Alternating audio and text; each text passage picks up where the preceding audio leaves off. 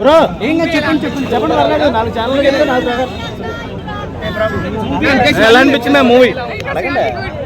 Okay అంటే comedy అయినా కానీ ఫైటింగ్ కామెడీ బాగుంది. లైక్ ఫస్ట్ పార్ట్ లో ఉన్నట్టు ఇప్పుడు కూడా ఓకే. అంటే dialogues special first half is like good కదా, చాలా బాగుంది. సెకండ్ హాఫ్ లో ఫస్ట్ పార్ట్ డైలాగ్స్ కూడా చాలా డిఫరెంట్ బ్యాక్గ్రౌండ్ తో పెట్టారు. అది చాలా నచ్చింది. రాధిక అనే క్యారెక్టర్ ఎంత వరకు వెళ్ళిందంటే సెకండ్ హాఫ్ అంటే ఫస్ట్ హాఫ్ లో చాలా వరకు వెళ్ళింది కదా. ఇప్పుడు రాధిక అనే క్యారెక్టర్ ఇప్పుడు కూడా అంతే హైప్ లో ఉంది. అంతే హైప్ లో ఉందండి. ఓకే, ఇప్పుడు దీంట్లో జనరల్ గా పర్ఫార్మెన్స్ ఎలా ఉంది? హీరోయిన్ పర్ఫార్మెన్స్ ఎలా ఉంది? Anupama I love really good. అంటే అనుపమ ఫస్ట్ మూవీస్ కి ఈ మూవీస్ కి చాలా తేడా ఉందని అంటారు, మీరేమంటారు? బోల్డ్ సీన్స్ యాక్సెప్ట్ చేసుకోలేకపోతారు ఫ్యాన్స్, మీరేమంటారు? ఐ లవ్ బోల్డ్ సీన్స్ లో అంటే అనుపమ పర్ఫార్మెన్స్ చేసిన కొంతమంది హట్ అయ్యారు. థియేటర్ లో ఏమైనా కనబడ్డారు ఫ్యాన్స్ మీద? No, everyone is really laughing and enjoying all the time. Songs dance Songs are really good. Performance ఎలా ఉంది? Siddhu performance Overall performance was really good.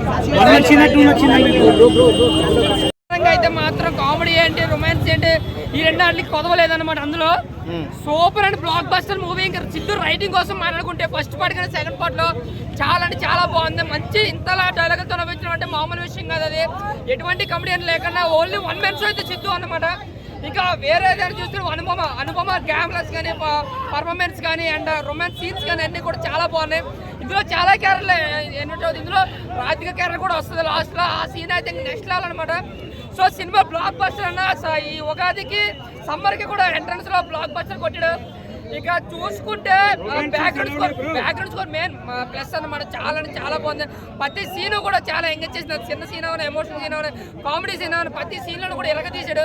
Songs కూడా బాగున్నాయి. రాధిక సాంగ్స్ అయితే ఒళ్ళో డ్యాన్స్ వేసారు మన థియేటర్లో. సో సిద్ధుకు తిరగలేదన్న సినిమా అయితే సూపర్ హిట్లు.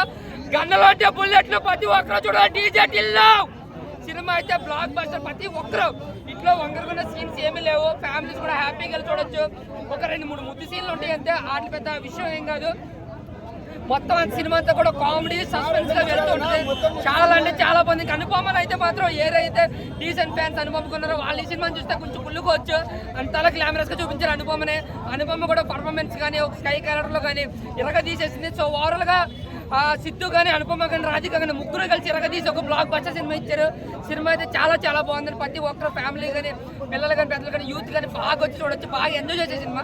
Super block buster movie. Thank you. 4,000 మందితో కలిసి ఉంటారు. అందులో ఒక 20 మందికి మీకు తప్పకుండా ఇచ్చేస్తాను.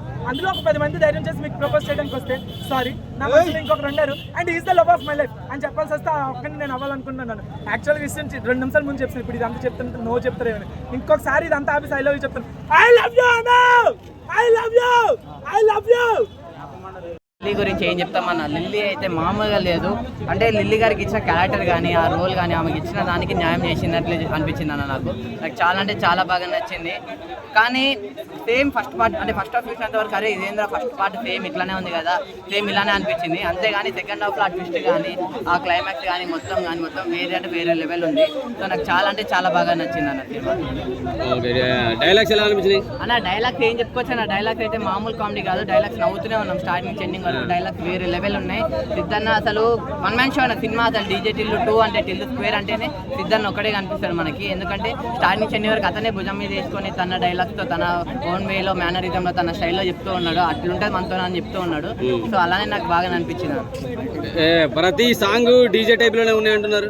ప్రతి సాంగ్ డీజే టైప్ లోనే ఉన్నాయన్న. కానీ ఒక్క సాంగ్ అన్న జస్ట్ స్టార్టింగ్ ఒక్క సాంగ్ ఒకటే రొమాన్స్ అవంతా ఉన్నాయి. మొత్తం లిప్ కిస్లు కానీ లిప్ లాక్లు కానీ అవన్నీ ఒక్క సాంగ్ లోనే ఉన్నాయి. అంతేగాని తర్వాత మిగిలినంతా సినిమా అంతా స్టోరీ కానీ మొత్తం డిఫరెంట్ ఉంది. సో చాలా బాగుంది. ఫ్యామిలీ అందరు కూడా వచ్చి చూడొచ్చు అన్న సినిమా. రాధిక ఎంట్రీ కూడా ఉందంట ఫస్ట్. రాధిక లాస్ట్ లో సెకండ్ హాఫ్ లో వస్తుంది. అది మామూలుగా కాదు, ఇద్దరిని ఒకేసారి ఇలా చూసినప్పుడు మాకే ఇలా వేరే లెవెల్ అనిపిస్తుంది. ట్విస్ట్ కానీ అది కానీ మొత్తం చాలా అంటే చాలా బాగుంటది. అంటే చూడు, నువ్వు నిజంగా నీ క్వశ్చన్ నన్ను అడుగుతున్నావా రాధిక అనే డైలాగ్ ఈ సినిమాలో కూడా ఉందన్న. సో చూడండి మీకే అర్థమవుతుంది.